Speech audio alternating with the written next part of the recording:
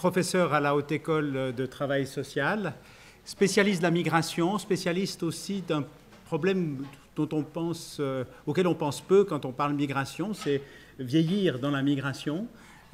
Et il a été un peu notre grande oreille, hein. Il a participé toute la journée. Il a aussi une carte blanche, comme Yves Flukiger, mais au nom de la Haute École de Travail Social. Donc son regard inséré va nous permettre de continuer à nous poser des questions, à nous préparer au débat. Merci, Claudio.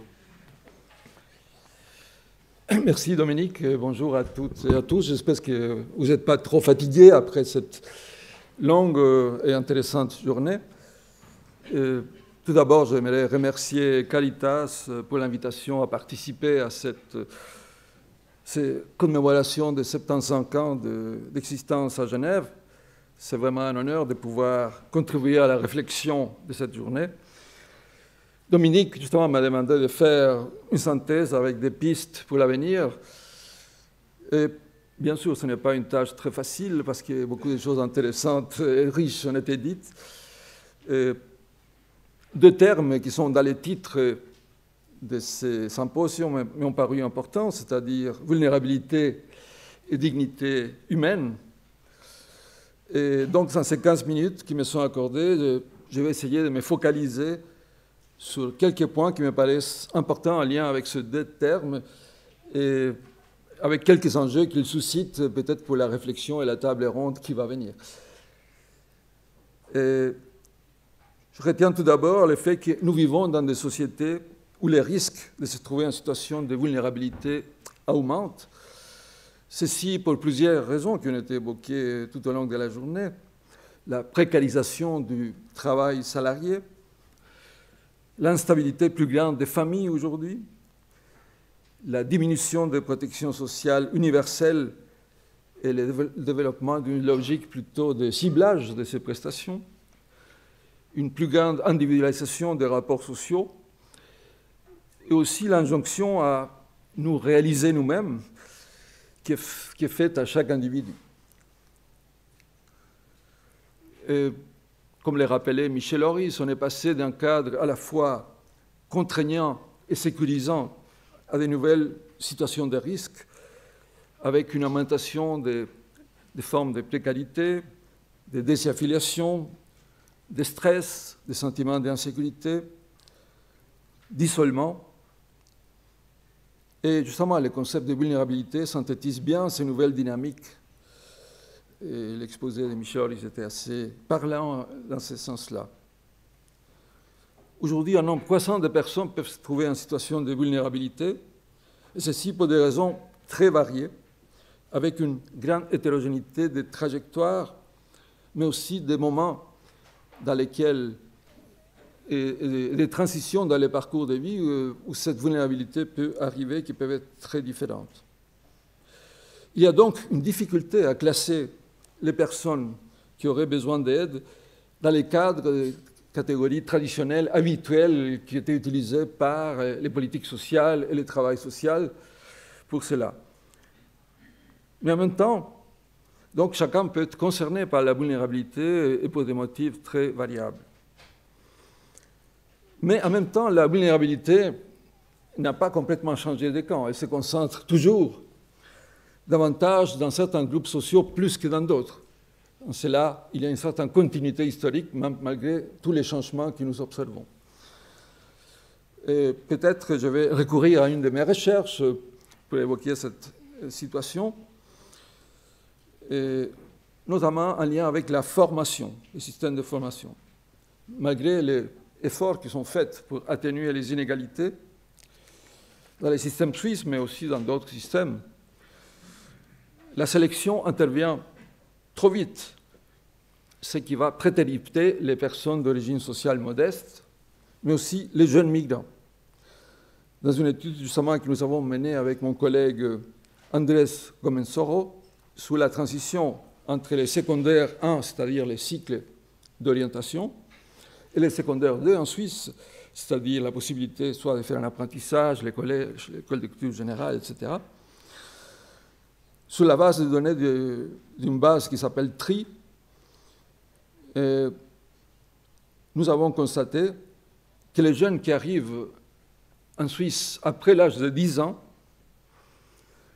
ont 60% de chances de n'avoir obtenu aucun diplôme 7 ans après la fin du cycle d'orientation.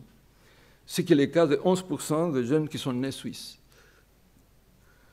Donc, quand on connaît l'importance du diplôme en Suisse, on peut imaginer les effets que cette inégalité aura par la suite dans la vie adulte de ces personnes, créant probablement un cumul de désavantages pour les premiers, comme le professeur Flukiger a pu le montrer lorsqu'on entre sur le marché de l'emploi. Évoquons maintenant l'autre notion qui était importante, celle de dignité humaine, qui a été développée par Dominique Froidbeau. Et il nous rappelait que c'est important par rapport à cette notion, non pas que chacun puisse disposer d'un minimum vital, qui est aussi, bien sûr, très central, mais aussi que chacun mérite d'être respecté et d'être traité comme un humain dans un idéal de fraternité et de réciprocité.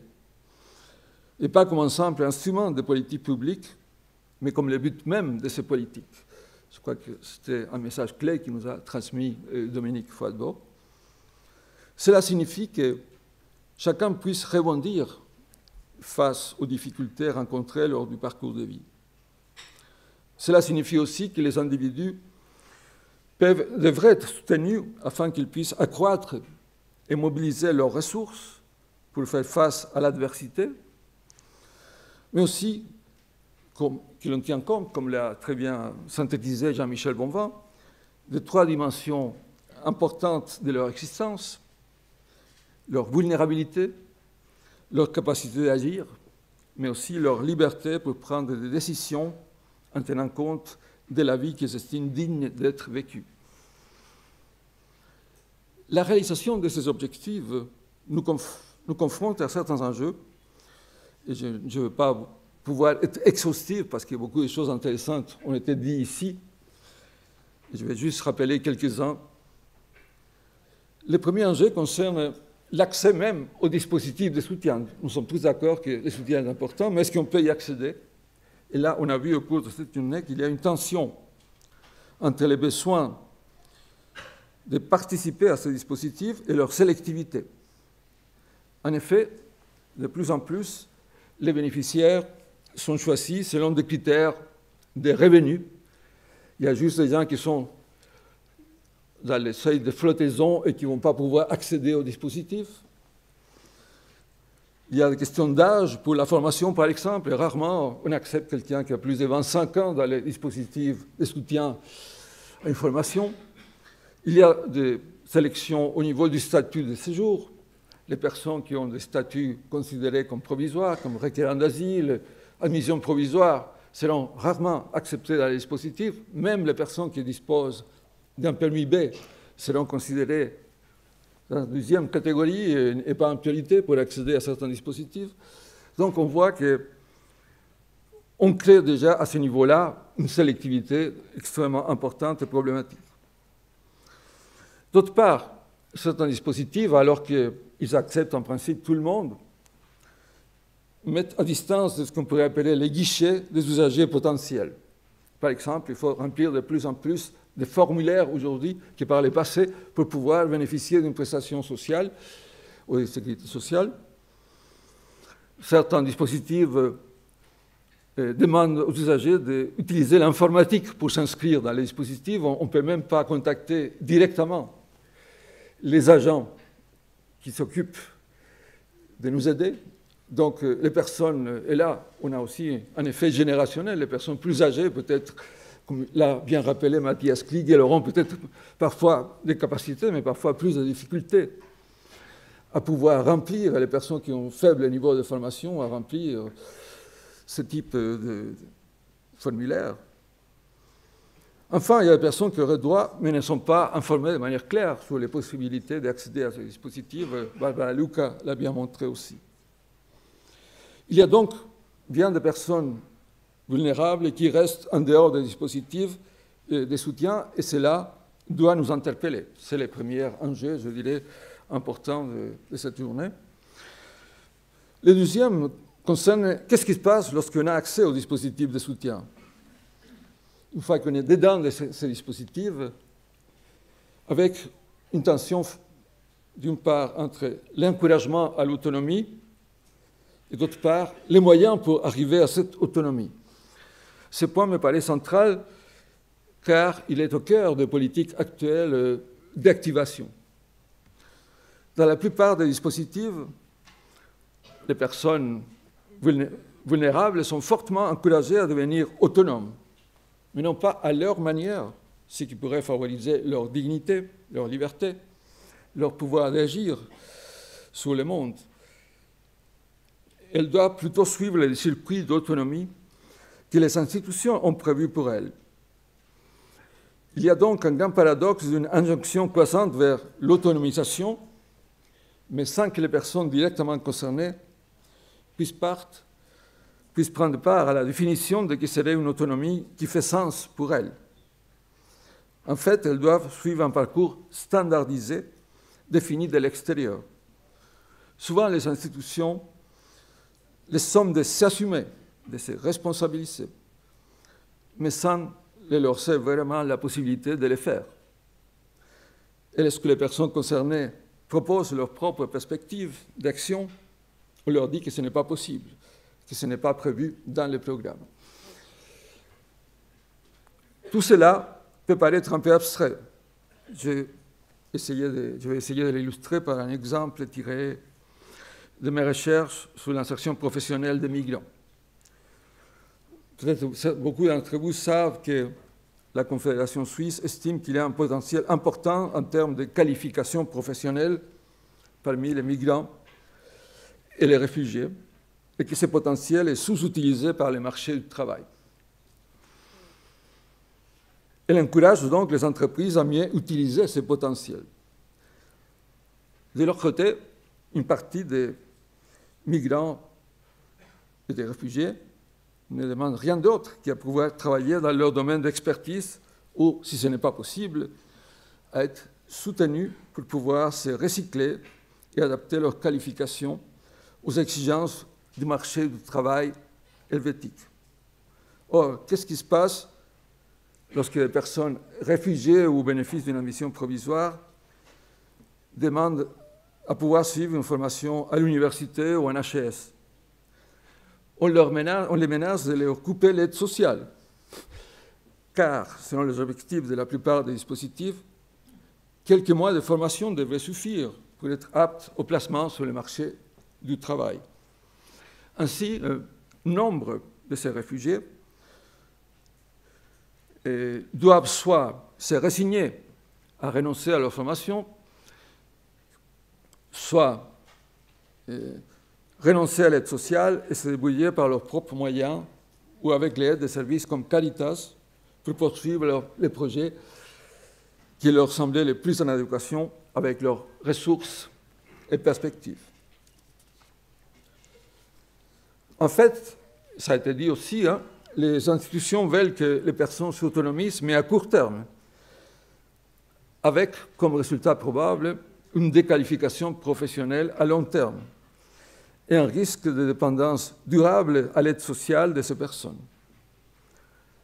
En effet, lorsqu'on ne peut pas agir en fonction de ses propres priorités de définition du monde social, les risques d'abandonner un travail qui ne se trouve pas en adéquation avec la personne ou de se trouver en burn-out ou en dépression sont accrus.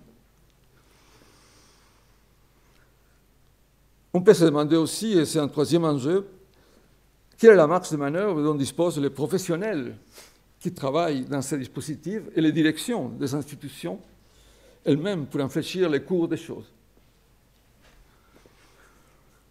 En effet, nombre de professionnels qui travaillent dans les dispositifs sont conscients du fait que cette politique d'employabilité à court terme n'est fonctionnelle ni pour la société qui devrait assumer les coûts à long terme d'une autonomisation imposée, ni pour les principaux intéressés qui ne s'identifient pas à un projet qui ne fait guère sens pour eux, qui ne fait pas non plus cas de leur fragilité ni de leurs ressources.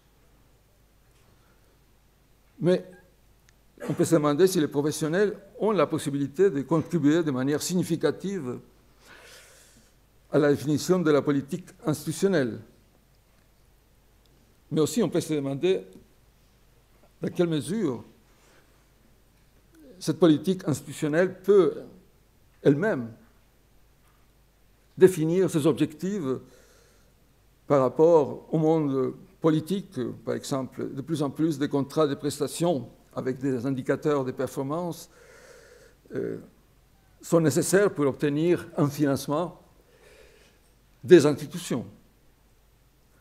Et là, je pense aussi que nous, les chercheurs, nous avons une responsabilité parce que nous avons parfois tendance à sacraliser ces indicateurs de performance, ce qui peut aussi poser problème dans l'autonomie des institutions pour définir leur propre politique ou pour négocier des politiques un peu plus autonomes par rapport au monde qui finance ces politiques.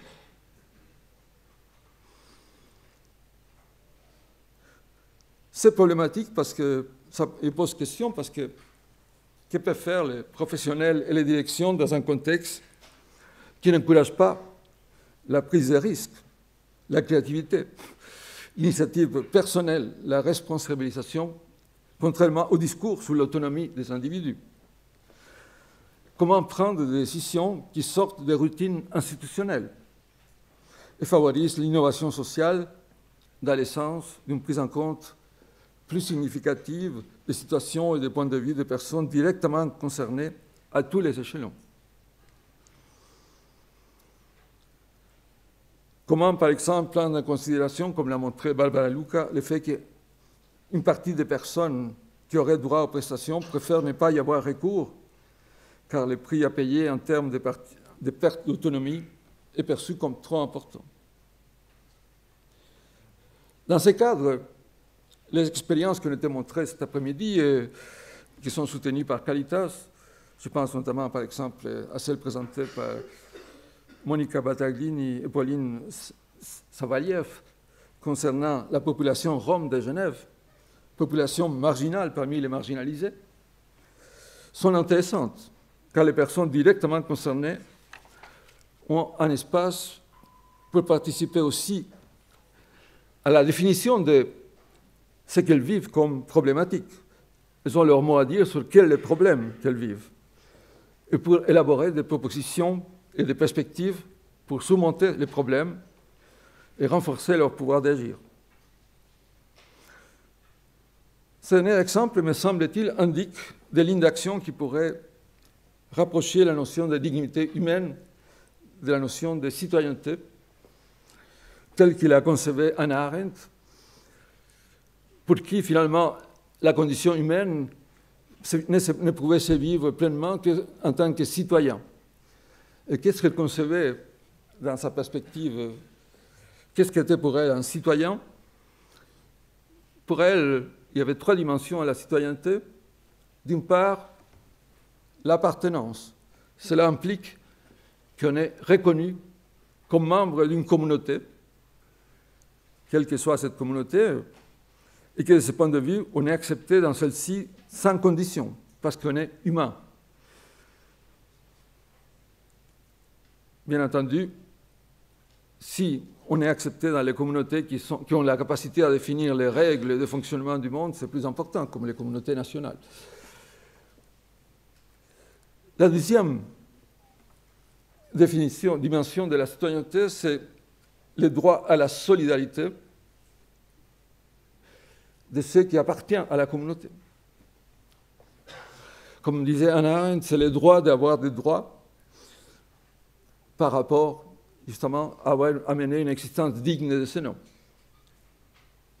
Et enfin, la participation, qui est le droit d'avoir des opinions signifiantes, le droit d'être entendu par les autres, et qui renforce notre sentiment de faire partie de la communauté et notre possibilité de participer à construire ensemble un futur commun.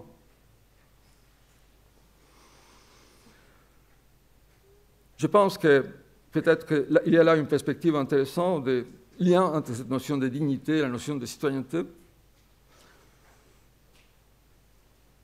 Pour terminer, je dirais que les travaux de ce symposium nous ont rendus attentifs à la fois à l'existence de multiples formes de vulnérabilité, au paradoxe de certaines formes d'aide sociale qui peuvent parfois enfoncer, ou du moins maintenir les personnes vulnérables dans leur détresse, plutôt que de les aider à s'en sortir, et enfin à la prise en compte des perspectives qui permettent de tenir compte des actions individuelles et collectives, favorisant le renforcement des ressources et leur mobilisation pour surmonter la vulnérabilité.